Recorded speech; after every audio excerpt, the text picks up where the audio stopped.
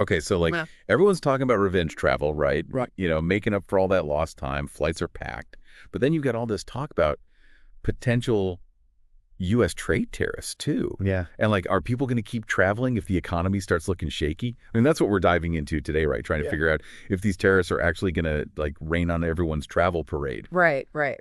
So we've got some interesting stuff from Willie Walsh, the head honcho over at IATA, the big international airline group. Uh-huh.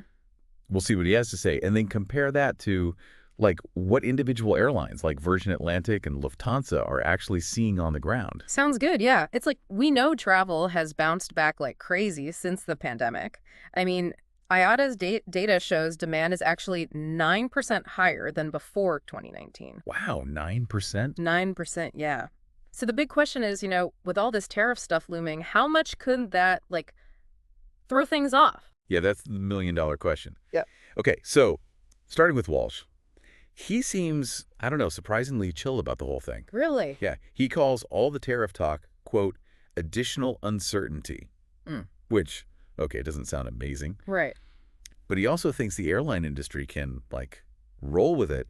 And, get this, he actually thinks that the previous administration, Yeah, what you mean. yeah, he thinks their whole tariff thing actually ended up being a net positive for the airline industry. He even thinks it might lead to more airline mergers. Interesting. I wonder why he sees it that way. Well, he makes this point that it was like a, quote, wake-up call for European regulators to, loosen up their rules a bit. Oh, okay. So external pressure forcing Europe to become more competitive. Exactly. It could make European airlines stronger down the line, even if it was a bit of a bumpy ride at first. I see. And when you look at the numbers he's citing, transatlantic travel was actually up in January and February compared to last year. So he's saying that, overall, people really want to travel. And as of right now, the data just doesn't show that tariffs are scaring anyone off. So from his global perspective, everything looks pretty good. Yeah, at least for now. Okay. But then you talk to individual airlines and you start to get a more zoomed in picture, right? Right. Virgin Atlantic, for example, they've reported a slowdown in bookings, specifically from the U.S. to the U.K. Interesting.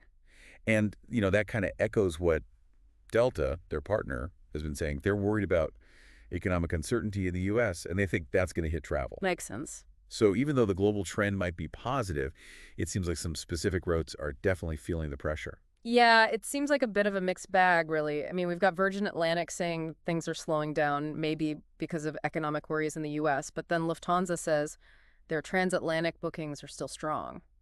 Yeah, why do you think there's such a difference?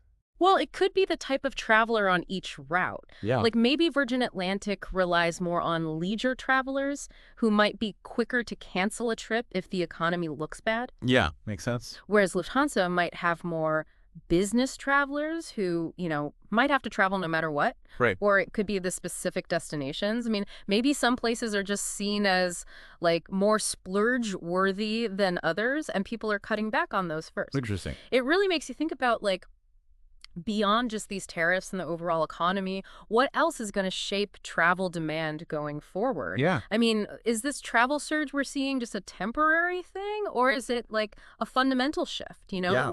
Will people keep traveling even if the economy takes a hit? So many questions. That's for another deep dive, I guess. Exactly. Thanks for tuning in, everyone. And keep on traveling, but, maybe keep an eye on the economy too, just in case. Yeah, for sure.